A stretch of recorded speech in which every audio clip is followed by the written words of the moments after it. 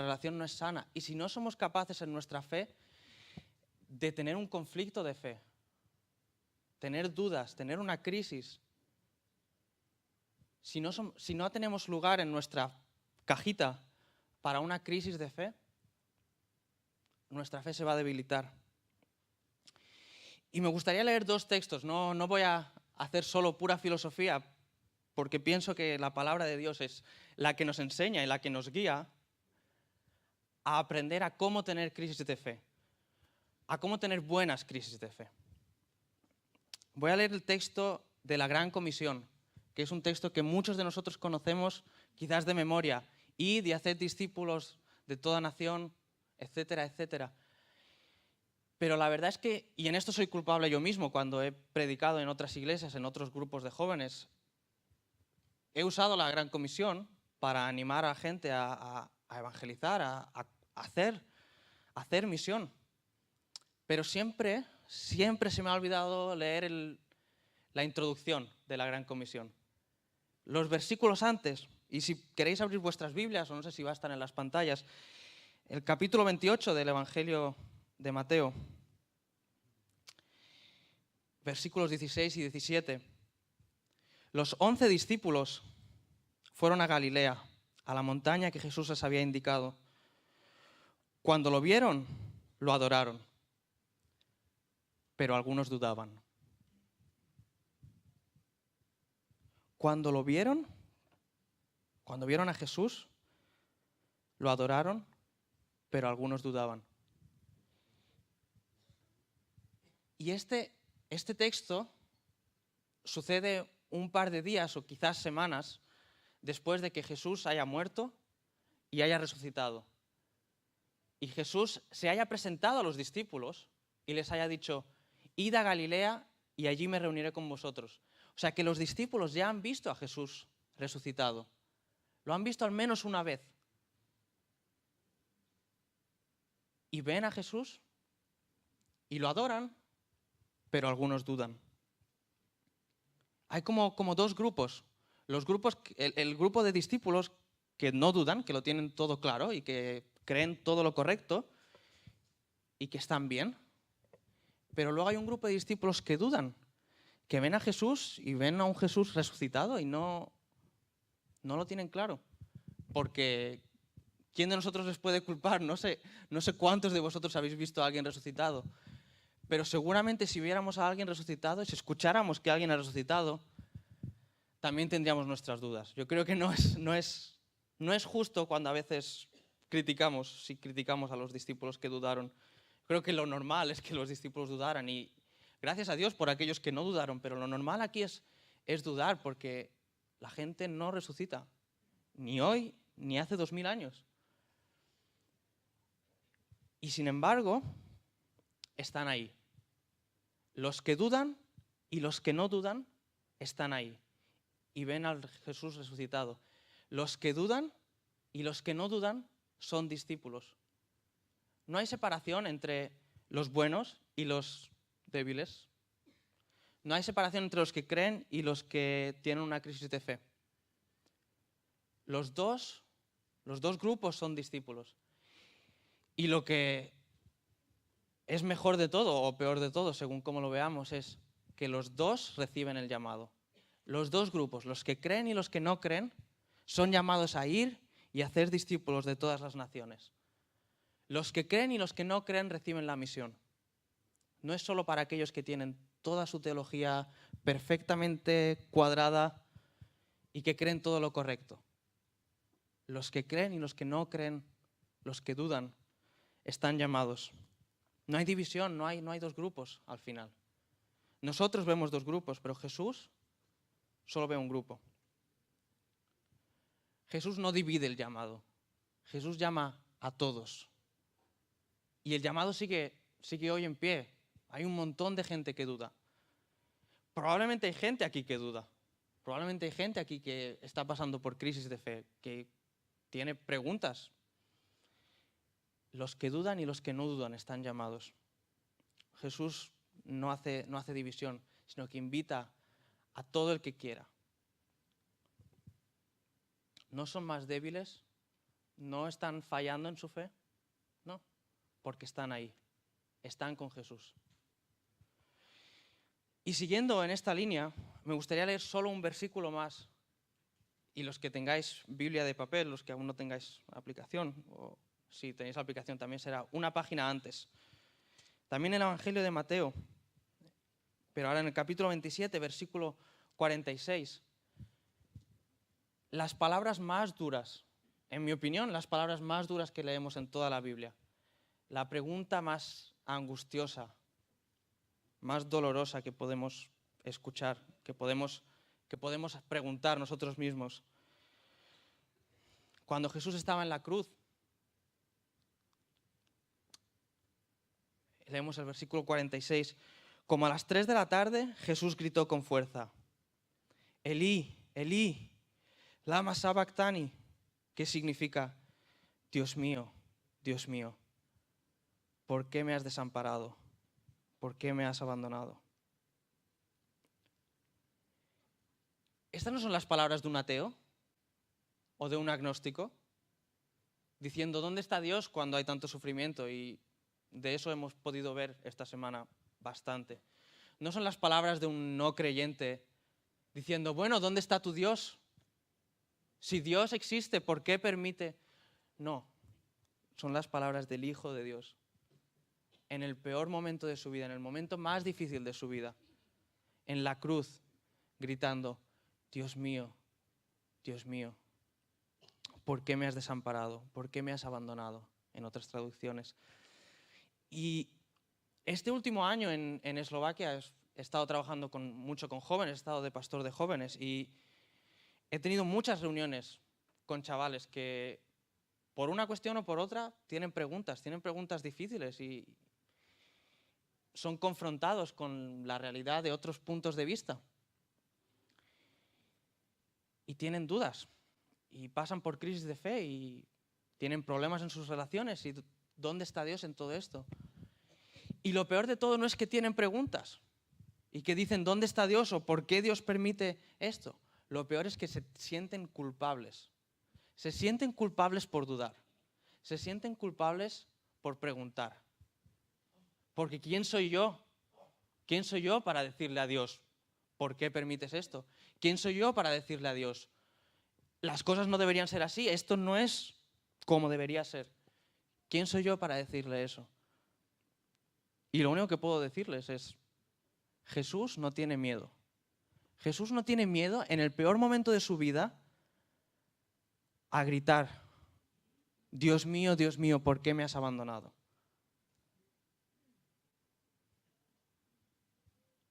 Porque Jesús entiende quién es Él, cuál es su identidad. Israel, el pueblo de Dios, no es solo un nombre, así sin más, es un nombre propio, es un nombre de persona. Jacob, cuando luchaba con Dios, y Dios le cambió su nombre a Israel. ¿Qué significa el que lucha con Dios? Esa es la identidad del pueblo de Dios. La identidad del pueblo de Dios es el que lucha con Dios. El que no tiene miedo a venir ante Dios y a decirle, ¿por qué? ¿Por qué está pasando esto? ¿Por qué me pasa esto? ¿Por qué el mundo es así? Porque esto no son preguntas filosóficas, al final. Nadie, cuando pregunta este tipo de preguntas, Dios mío, ¿por qué me has abandonado? No es filosofía, no están pensando en ¿por qué no está Dios en los atentados de Barcelona? Es una pregunta personal, es una pregunta que surge del sufrimiento, que surge de lo que estoy viviendo. No surge de un simple estudio, voy a escribir un libro sobre sufrimiento. Surge del sufrimiento personal, igual que surge del sufrimiento de Jesús. Y esa es nuestra identidad como pueblo de Dios hoy. También somos Israel. También somos aquellos que podemos venir ante Dios sin miedo a preguntar aquello que está en nuestro corazón, aquello que de verdad nos quita el sueño por la noche, aquello que de verdad nos trae sufrimiento. Y Jesús no es el primero. Jesús no es el primero que hace preguntas difíciles a Dios. Jesús no es el primero que lucha con Dios. Tenemos a Abraham negociando con Dios si hay que destruir Sodoma y Gomorra. Y Dios diciendo, voy a destruir si no encuentro a 100 justos. Y Abraham, no, 50. Bueno, 50. Bueno, no, 20. Bueno, vale, pues 20. Bueno, no, 10. Abraham no tiene miedo de negociar con Dios y de hablar con Dios y de luchar por lo que él quiere. Moisés no tiene miedo de decirle, Dios, tu pueblo te está fallando a ti, me está fallando a mí, pero no les destruyas. Por favor, no les destruyas. Moisés no tiene miedo de luchar con Dios.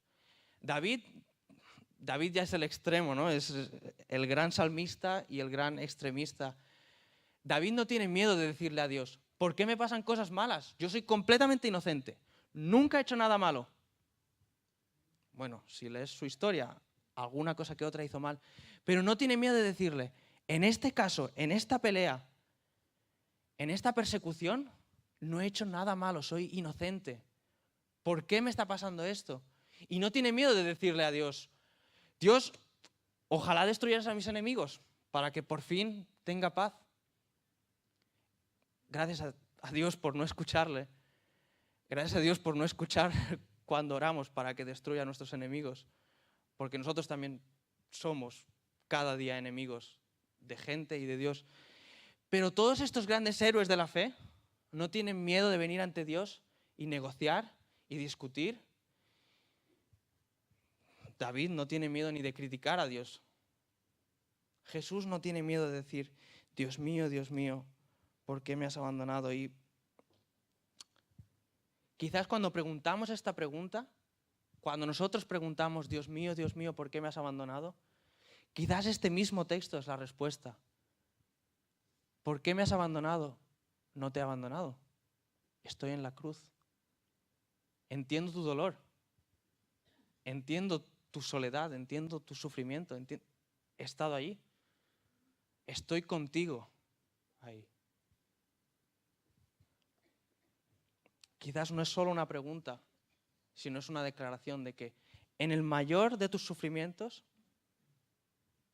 Jesús, el Dios crucificado, se identifica contigo y está contigo. Y he dicho que quería hablar de dudas, y por eso hemos hablado de los dos grupos de discípulos. He dicho que quería hablar de preguntas, y hemos hablado de preguntas. Y solo me queda una cosa de la que quiero hablar. De langostas.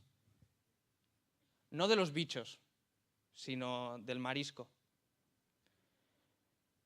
No sé si alguno de vosotros sabe cómo crecen las langostas. Hace unos meses, había un vídeo en internet con un rabino judío explicando cómo crecen las langostas. Y no quiero tomar el crédito, así que para que sepáis que la historia no es mía. Este rabino comentaba cómo crecen las langostas. Porque la langosta, su cuerpo es muy suave, bueno, quien ha comido langostas lo sabe, está riquísimo. Bueno, a mí no me gusta el marisco, pero dicen que está riquísimo. La langosta tiene un cuerpo muy suave, muy jugoso, pero tienen un caparazón muy duro. Tiene una coraza muy dura y su cuerpo puede crecer, pero la coraza no crece. La coraza es rígida, dura y no se mueve. ¿Cómo crece entonces la langosta si está limitada? Cuando llega el momento que ha crecido tanto que la coraza le aprieta, le molesta, se esconde en algún sitio entre las rocas para estar lejos de depredadores, de alguien que se lo coma, se esconde y se quita el caparazón. Y en ese momento es súper vulnerable porque es muy débil, no tiene ninguna protección. Pero gracias a que se esconde y se quita el caparazón que le quedaba pequeño, con el tiempo le crece uno nuevo. Un nuevo caparazón, más fuerte, más rígido, más duro, más grande. Y después de una semana, un mes o un año, no sé cómo de rápido crecen las langostas, eso no estaba en el vídeo, pero después de un tiempo, cuando de nuevo la coraza le aprieta, vuelve a esconderse, vuelve a quitarse el caparazón que le aprieta y le molesta. Y repite el proceso, una y otra vez. una y otra vez. Y quizás nuestra fe necesita ser una fe más de langostas. Una fe que no tiene miedo a quitarse caparazones, a quitarse corazas que nos vienen pequeñas, que nos aprietan, que duelen. Una fe que no tiene miedo de hacer preguntas. Una fe que no tiene miedo de luchar con Dios en sinceridad. No porque queremos preguntas filosóficas, sino porque estamos sufriendo. Y en ese momento necesitamos tener ese lugar entre las rocas, ese lugar donde podemos escondernos de los depredadores, de los enemigos.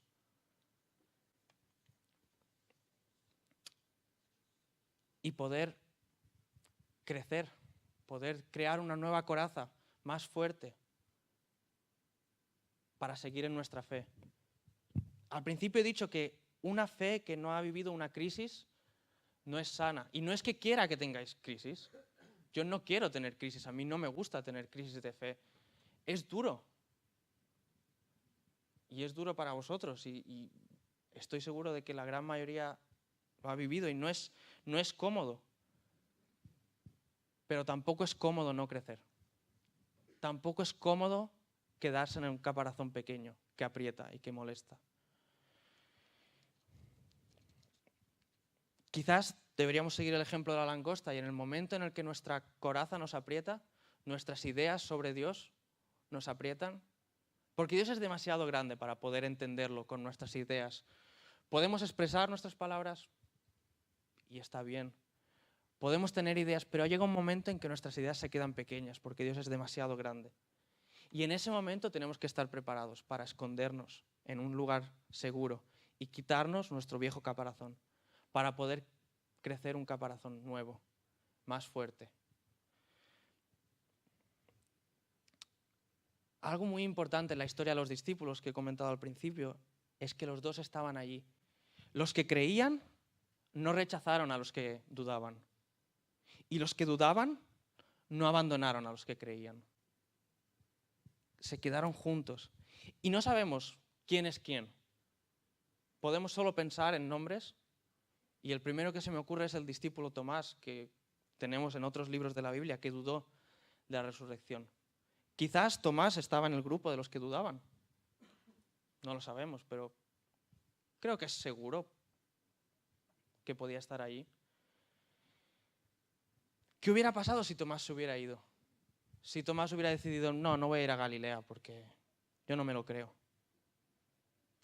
Lo que sabemos de la historia de la Iglesia es que Tomás estaba allí. Y que Tomás se fue y evangelizó hasta en India. ¿Qué hubiera pasado si se hubiera ido? ¿Qué hubiera pasado si hubiera dicho, no voy a Galilea, no me lo creo? ¿Qué hubiera pasado si Pedro, que nos podemos imaginar que era de los fieles, hubiera dicho, Tomás, si dudas, no eres uno de nosotros. Vete de aquí. Aquí queremos solo a los fieles. La Iglesia necesita a los dos. La Iglesia necesita a los fieles, a los que creen y a los que dudan. Los que dudan nos pueden enriquecer. Los que dudan me enriquecen a mí. Y cuando dudo, espero poder enriquecer a gente a mi alrededor. Pero no podemos abandonar a los que dudan si nosotros somos más fuertes en la fe. Y no podemos abandonar a los que creen porque nosotros nos creamos mejores. Los dos están allí. Los dos forman parte de la Iglesia. Los dos son discípulos.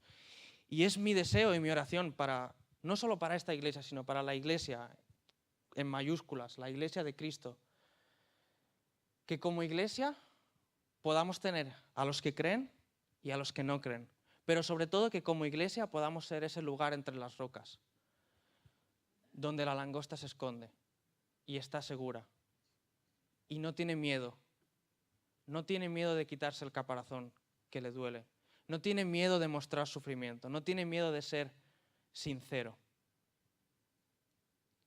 Que la Iglesia no sea el lugar donde se esconden los depredadores, sino que como Iglesia seamos el lugar donde cualquiera es bienvenido. El que cree y el que duda. el que es fiel y el que tiene una crisis. Porque la iglesia que está abierta y acepta a aquellos que son diferentes es la mayor muestra del Evangelio, de buenas noticias que el mundo puede ver. Buenas noticias de que cualquiera está invitado, cualquiera es bien recibido. Todos. La mesa está preparada para todo el que quiera venir. Solo esta iglesia, solo una iglesia que está abierta y preparada para recibir a los diferentes, a fieles y a infieles, esa iglesia es la mayor muestra del Evangelio que pueda haber. Y solo el Evangelio va a poder cambiar a la gente. Solo el Evangelio puede crear una nueva coraza para aquel que duda. Y solo el Evangelio puede crear ese lugar entre las rocas donde estamos seguros. Y es mi oración que tanto aquí como donde sea que vayamos, seamos ese lugar seguro entre las rocas, donde Jesús puede sanar heridas y puede dar nuevas corazas a aquel que duda. Permitidme que cierre este tiempo con una oración y luego imagino que el grupo de alabanza nos guiará, o si no, pues alguien vendrá. Pero permitidme que cerremos este tiempo con una oración. Padre, gracias por poder estar aquí, gracias por traernos aquí esta semana y poder reunirnos como tu cuerpo. Y gracias porque estás con nosotros donde sea que estemos. Gracias porque estás con nosotros cuando somos fieles y cuando dudamos. Porque estás con nosotros cuando creemos y cuando no creemos. Cuando tenemos preguntas y sufrimos. Y te pido, Señor, que aprendamos como iglesia y que crezcamos como iglesia para ser un lugar seguro para cualquiera que quiera venir. Que no sea un lugar de juicio y de un lugar con depredadores, sino un lugar donde podamos encontrar tu gracia, tu paz y un recibimiento con brazos abiertos. Que podamos ser como esas langostas, quitándonos nuestras ideas viejas y pequeñas sobre ti y creciendo en nuestra fe, creciendo en cómo te vemos, creciendo en amor, creciendo en perdón, creciendo en tu gracia. Te pido que nos ayudes porque yo no soy capaz de hacerlo. Yo fallo cada día y estoy seguro de que cualquiera de mis hermanos puede dar testimonio de que tampoco no nos va demasiado bien muchas veces. Pero te pido que tu gracia cubra lo que nosotros no podemos hacer y que nos ayude a aceptar al que cree y al que no cree, al que es fiel y al que duda, y que no critiquemos al que tiene una fe más débil, porque Jesús tampoco les criticó. Te lo pido en el nombre de tu Hijo Jesús. Amén.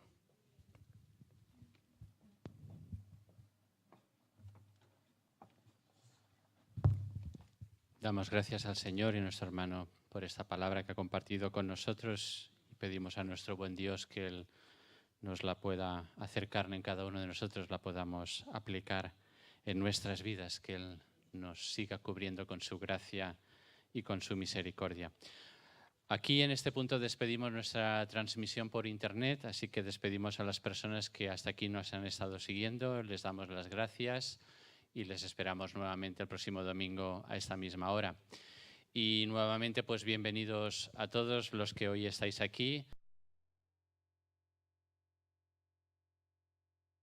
Están aquí por primera vez, que quizá les han invitado o que han sentido curiosidad y han venido hasta este lugar. Si ese es tu caso y aún no has pasado por el equipo de bienvenida en la recepción, pues te pedimos que te puedas poner en pie para que te podamos identificar, saber que estás aquí con nosotros y saludarte